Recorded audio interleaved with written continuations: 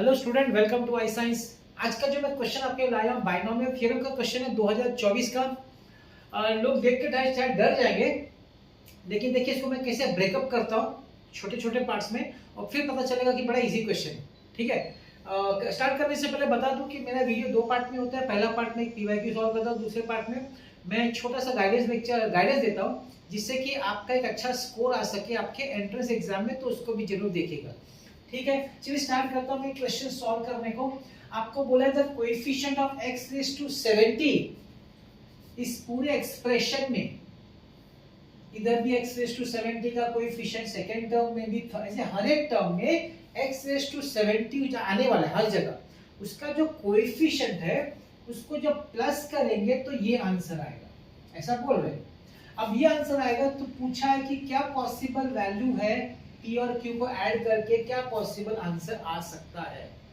सबसे पहली बात मैं आपको ये बताना चाहूंगा कि 1 plus x raise to n binomial में इसका फॉर्मूला है 1 plus nc1x plus nc2x square plus nc3x cube and so on. ये आप जानते हैं, है कि नहीं। अब आपको फॉर्मूला तो आना चाहिए, है ना, फॉर्मूला तो आना चाहिए, ये फॉर्मूला है। अब देखिए मुझे चाहिए x रेज़ टू 70। अब यहाँ पे है 1 प्लस एक्स रेज़ टू 90। अब ध्यान से देखिए, अगर आपको जो भी पावर x का चाहिए, सामने वो उधर नंबर इधर वो सेम रहेगा। जैसे nc2 है तो x स्क्वायर होगा, nc3 है तो x क्यूब होगा। मतलब अगर आपको x रेज़ टू, इसमें सपोज इसमें x रेज़ टू 70 चाहिए तो वो होगा nc70। कोएफिशिएंट क्या होगा, x रेज़ टू का 70 होगा इधर, तो यहाँ होना चाहिए nc70, वो इसको करस्पॉन्ड करेगा। लेकिन थोड़ा सा इसमें ट्रिक है, क्या है, हम nc70 नहीं लेंगे। क्यों? क्योंकि हमको ऑलरेडी x स्क्वायर एक एक्स्ट्रा बाहर है, वो x स्क्वायर हर टर्म से मल्टीप्लाई होगा। जब वो x स्क्वायर हर टर्म से मल्टीप्लाई होगा तो हर टर्म का वो x का पावर 2 से बढ़ा देगा। इसका मतलब है अगर मुझे x रेज़ टू 70 ब्रैकेट में से चाहिए, ब्रैकेट में से टोटल चाहिए, तो ब्रैकेट में से मुझे x रेज़ टू 68 निकालना पड़ेगा। आप समझ रहे हैं, 68। क्यों? क्योंकि x रेज़ टू 68 जो होगा वही जब x स्क्वायर से मल्टीप्लाई करेगा तो 70 हो जाएगा। ठीक है ना। तो आई होप आपको ये बात समझ में आ गई। इसका मतलब है पहले में से हमारा जो होगा n जो है 98 है, तो हो जाएगा 98c 68। क्यों?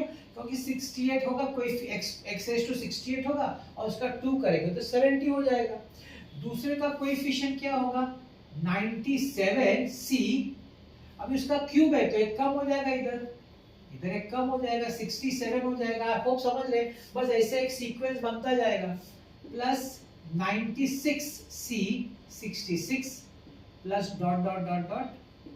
अब लास्ट में अगर हमको लिखना है तो हम क्या लिखेंगे, हमको लास्ट में अगर लिखना है तो हम लिखेंगे 46c। ठीक है ना, 46c हमारा। अगर 66 जैसे यहाँ पे कम होता गया 66 67।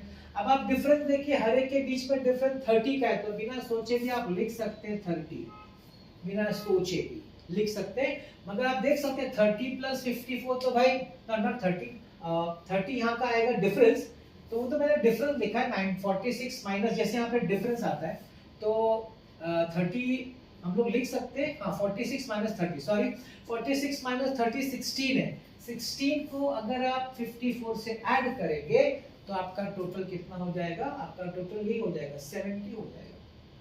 तो चाहिए तो मैं यहाँ पे पहले 60, इसको हम लोग पहले लिखेंगे 16 और बाद में उसको 30 दिखा देंगे।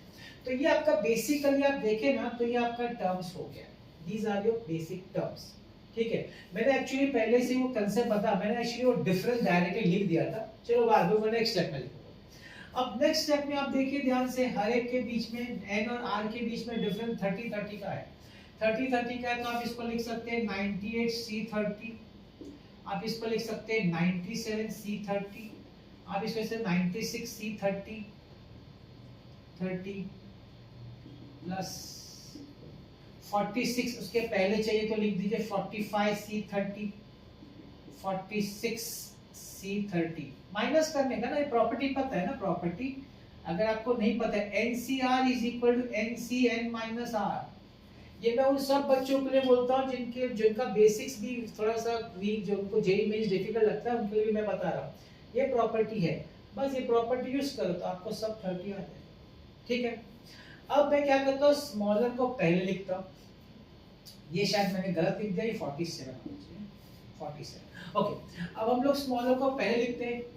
नाउ मैं उसको पहले लिख रहा हूँ, 46C30 plus 47C30 plus dot dot dot 96C30, 97C30, 98C30। मैंने सिर्फ छोटे से बड़ा किया। अब यहाँ पे हमको क्या करना है, हमको एक प्रॉपर्टी अप्लाई करना है। मैं आपको बताऊं तो प्रॉपर्टी आपने सुना भी है, ऐसा नहीं सुना है। प्रॉपर्टी ये वाला NCR प्लस NCR माइनस 1, याद है ना प्रॉपर्टी? ये प्रॉपर्टी देता है N+1CR। ठीक, अब देखिएगा, ये 46C30 है। ये 46C30 में मैं 46C31 ऐड करता हूं। देखिए क्या, ध्यान से देखिएगा, 46C31 ये मैं ब्लैक से लिखता हूं, ये मैंने ऐड किया, प्लस 46C30 और सब मैं वैसे ही कॉपी कर रहा हूं, 47C30, 90 में लास्ट का वही लिखता हूं, 97C30, 98C30। अब मैंने अगर 46C31 ऐड किया है तो यहाँ पे माइनस करूंगा 46C31, जितना ऐड किया उतना माइनस किया और सब ये लिखा। अब आप पूछ सकते हैं सर इसका फायदा है कि इसका क्या फायदा है सर? आप देख लीजिए फायदा। इसका फायदा ये है कि ये दो जो है ना, ये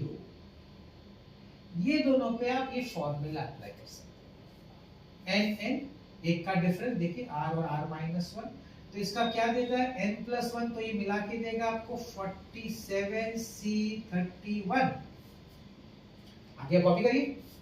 चलिए मैं इसको ब्लैक से लिखता हूं तो आपको फर्क मालूम, मैंने फॉर्मूला अप्लाई किया तो होगा 47C31। ठीक, दोनों का फॉर्मूला। अब मैं ये लिखता हूं, क्या है 47C30 plus 97C30 plus 98C30 minus 46C30। अब देखिए, अब फिर इस पे फॉर्मूला अप्लाई होगा। देखिए क्या बढ़ता जा रहा है, एक एक स्टेप बढ़ता जाएगा। अभी इस पे फिर मैं फॉर्मूला अप्लाई होगा, फिर फॉर्मूला अप्लाई होगा तो क्या हो जाएगा भाई, ये ऐड हो जाएगा तो जाएगा 48C31 plus 97C30, 98C30 minus 46C31। मतलब कि एक एक टर्म कम होता जाएगा और ऐड होता जाएगा। 47 का हो जाएगा 48, 46 का हो गया 47, 47 का हो गया 48, 48 का हो जाएगा 49, 49 का हो जाएगा 30, 97 का हो जाएगा 98 और लास्ट में 98 का क्या हो जाएगा 99। आई होप आपको समझ में आया। 99C31 माइनस 46C31, हम लोग पहुंच गए भाई, we have reached। ये दिया हुआ it is equal to 99CP minus 46CQ, we have reached that point। ये सब ऐड करते करते करते करते करते आप यहाँ पे पहुंच जाएंगे। ठीक है, ओके। अब यही प्रॉपर्टी अगर आप देखिए वाला, मतलब ये जो है ये दो तरीके से लिखा जा सकता है और ऐसे भी लिखा जा सकता है ना। 99C माइनस करिए, माइनस करेंगे तो 9 - 1 8 68 माइनस 46C, इसको माइनस करिए 15, 6 - 1 5 4 - 1 is equal to 99CP minus 46CQ। ये तो मैंने ये वाली प्रॉपर्टी अप्लाई की है, NCR is NCM माइनस 1। इसका क्या मतलब है, बताना है क्यों लिखा बता रहा। मतलब P के दो पॉसिबल वैल्यूज है। P, ये P है ना पहला, 31 हो सकता है, 68 हो सकता है। और Q के दो पॉसिबल वैल्यूज है, 31 हो सकता है, 15 हो सकता है।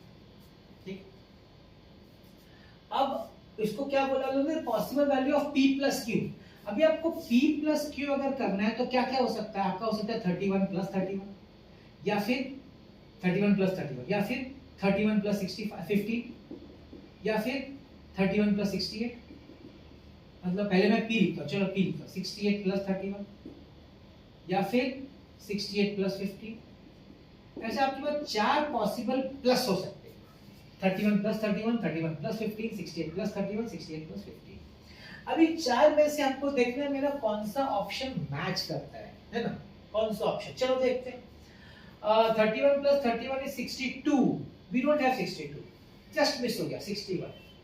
31 plus 15 is 46. 46 नहीं है। 68 plus 31 is 99. Do you have 99? No 99. And the last one.